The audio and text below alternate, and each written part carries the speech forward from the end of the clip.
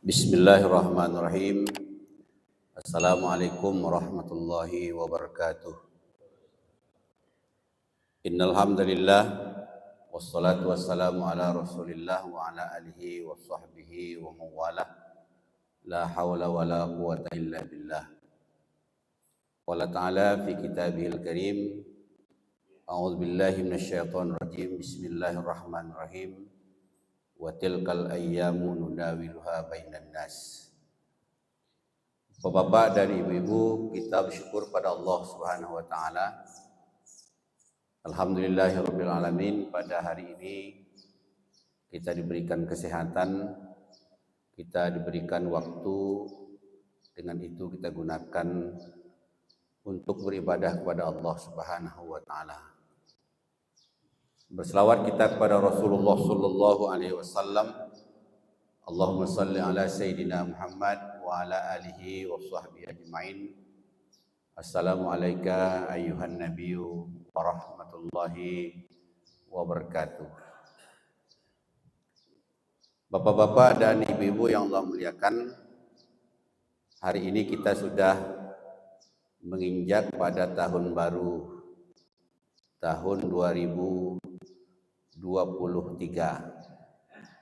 Inilah Allah sampaikan di dalam surah Ali Imran, kami bacakan tadi, wa tilkal ayyam nudawiluha bainan nas. Hari itu berputar di antara kita. Dari menit kepada waktu jam, dari jam kepada hari, dari hari kepada minggu, dari minggu kepada bulan, dari bulan kepada tahun. Tanpa terasa kita sekarang ini sudah kita memasuki tahun baru Masehi 2023. Maka dari itu Rasulullah sallallahu alaihi wasallam mengingatkan kita. Dalam sebuah hadisnya disampaikan, man kana yaumuhu khairan amsihi fahuwa rabihun. Siapa yang keadaannya hari ini, bulan ini, tahun ini lebih baik dari tahun-tahun kemarin, maka orang itu akan beruntung. Maka kita harapkan tahun ini kita lebih baik daripada tahun-tahun kemarin. Apa yang lebih baik semuanya? Pertama, kita lebih baik hablum minallah kita, dan juga lebih baik kita hablum minan nas kita. Jika ini kita jaga, maka insyaallah inilah Allah sampaikan, duribat alaihim dzillah aina masukifu illa bihabli minallah wa habli minan nas. Maka kamu akan terkucilkan dari apapun, dari manusia, dari Allah, kecuali kamu berhubungan baik dengan Allah dan berhubungan baik dengan manusia. Jadi harapan kita, man kana yaumuhu khairal amsihi fahuwa rabihun, tahun ini lebih baik dari tahun-tahun kemarin. Itu yang pertama. Yang kedua, kata Rasulullah, man kana yaumuhu misla amsihi fahuwa maqdubun. Siapa yang tahun ini sama dengan kemarin, mereka ini adalah mendapatkan teguran dari Allah. Katakanlah umpamanya ibadah kita tidak ada peningkatan, baik itu kuantitasnya ataupun kualitasnya. Allah marah, Allah menegur kita. Katakanlah umpamanya dari segi jumlahnya, kita solat hanya wajib saja, tidak kita baringi dengan solat sunat. Maka tahun ini mungkin kita tingkatkan. Mungkin selama hari ini solatnya wajib, tahun ini kita tambah dengan solat ba'diyah qobliyahnya. Atau sudah kita tambah wajib ba'diyah qobliyahnya, mungkin kita tambah dengan sunat-sunat lain seperti tahajud, solat umpamanya duha dan lain sebagainya. Mungkin itu sudah cukup, kita tambah lagi umpamanya zikir-zikir kita. Jadi artinya bahwa tahun ini jangan kita samakan dengan tahun kemarin ibadah kita. Hendaklah ibadah kita meningkat.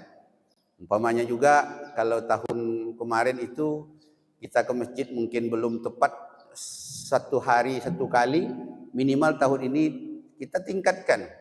Usahakan kita umpamanya bisa berjamaah, dan kalau bisa berjamaahnya itu di masjid. Ini adalah dalam artian disampaikan oleh Rasulullah, man kana yaumuhu misla amsi fahuwa maghdubun. Siapa yang sama perbuatannya, amal ibadahnya dengan tahun-tahun kemarin, dia itu sebenarnya mendapatkan teguran dari Allah. Yang ketiga kata Rasulullah, man kana yaumuhu syarran min amsihi fahuwa mal'unun. Siapa yang tahun ini lebih jelek pula dari tahun kemarin, maka itu mendapatkan laknat dari Allah. Dari artian bahwa kita umpamanya bekerja sebagai PNS atau sebagai guru, banyak bolong-bolong kerja kita. Atau maaf kita saya ingatkan pengurus-pengurus masjid ataupun pegawai masjid, banyak umpamanya bolong-bolongnya dari tahun kemarin. Mahuwa mal'unun, orang ini dilaknat Allah Subhanahu wa taala. Begitu juga ibadah kita.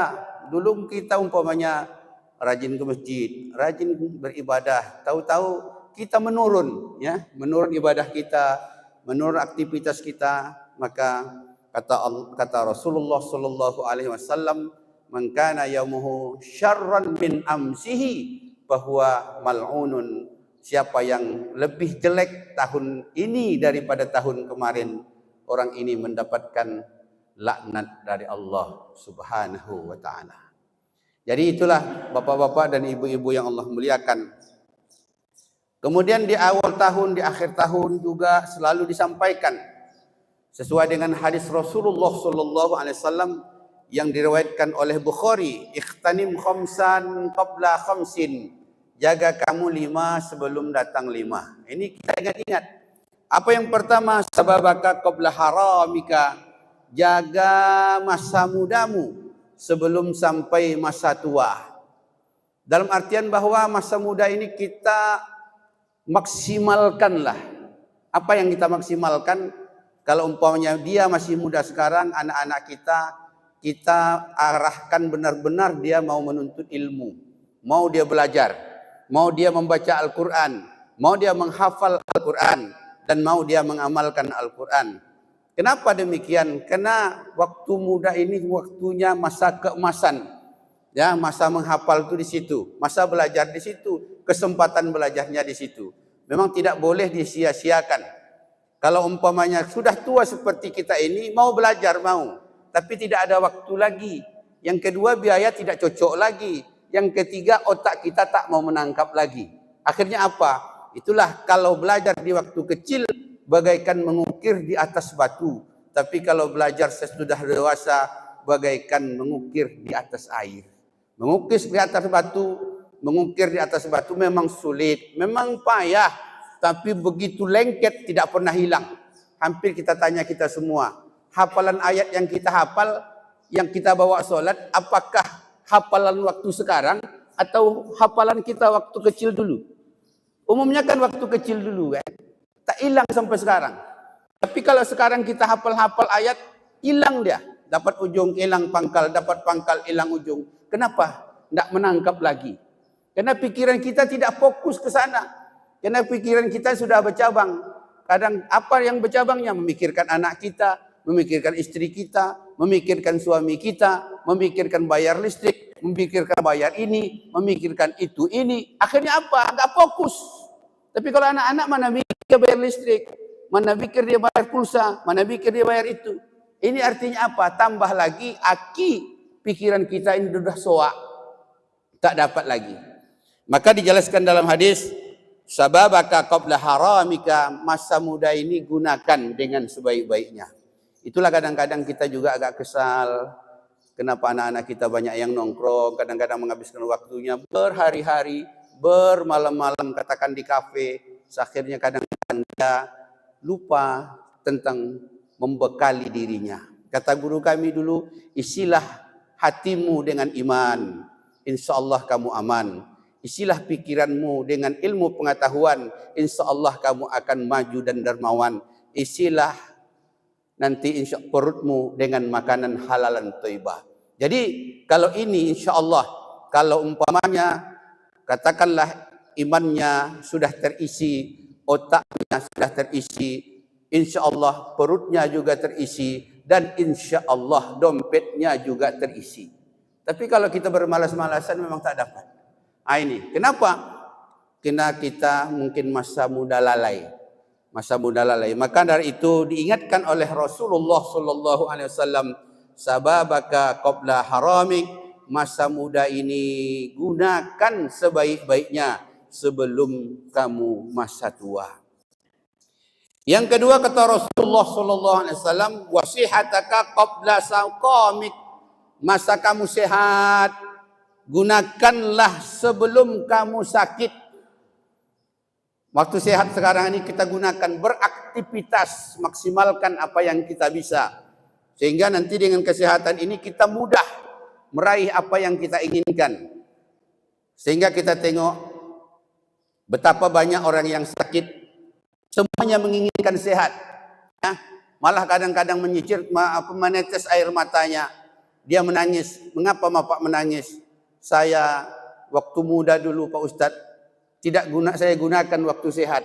Sekarang saya sudah sakit-sakitan begini, baru terpikir saya ke masjid. Sudah sakit-sakitan begini, baru mau pergi ke majelis taklim. Sudah sakit-sakitan begini, baru mau pergi gotong royong. Mana ada lagi waktu? Karena tak bisa. Karena waktu sakit itu baru dia terpikir. Pikirkanlah sekarang. Wasihataka qabla saqamik. Waktu sehat ini gunakan dengan sebaik-baiknya sebelum kita datang masa ada nanti kala kita sakit. Baru kita berpikir. Jangan lagi. Maka kata Rasulullah diingatkan yang kedua. Masa sehat kamu gunakan sebaik-baiknya sebelum kamu datang masa sakit. Yang ketiga kata Rasulullah diingatkan kepada kita pada awal tahun ini, wa ghinaka qabla fakrik. Masa kamu kaya, masa kamu ada, gunakanlah itu sebelum kamu nanti sulit. Dalam artian bahwa umpamanya kalau kita ada sekarang berimpak, bersedekahlah. Nanti satu saat mungkin harta kita itu hilang. Al-Ghazali mengatakan sifat harta itu hanya dua. Kalau umpamanya tidak dia yang meninggalkan kita, kita yang meninggalkan harta. Itu Imam Ghazali mengatakan, harta yang meninggalkan kita, harta kita diambil orang, ditipu orang, umpamanya kemalingan, hilang dan lain sebagainya. Artinya harta itu meninggalkan kita. Nah ini. Kemudian yang kedua, atau kita yang meninggalkan harta. Kita meninggal dunia, harta kita tinggal. Nah, itu. Yang sesuai dengan kita kaji biasa itu kan itu. Harta yang kita tinggalkan itu bukan milik kita lagi, tetapi milik ahli waris kita.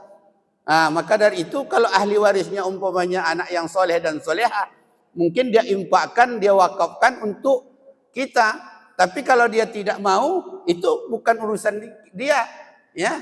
Hanya tidak ada pahalanya karena dia ambil sendiri. Nah ini, maka dari itu wa ghinaka qabla fakrik, masa kamu ada sekarang, gunakanlah harta itu dengan sebaik-baiknya sebelum kamu masa dikatakan di sini fakir. Yang keempat yang wa fagharaka qabla sukhlik, masa lapang sebelum kamu masa sibuk. Karena masa lapang ini artinya ada waktu kita. Waktu kita bagaimana? Kan dapat kita takar-takar kesibukan kita. Waktu-waktu kita kan kita atur. Situlah dijelaskan di dalam Al-Quran. Di dalam Al-Quranul Karim.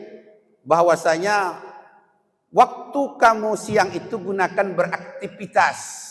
Dan waktu malam itu gunakan kamu untuk istirahat. Dan kadang jangan dibalik.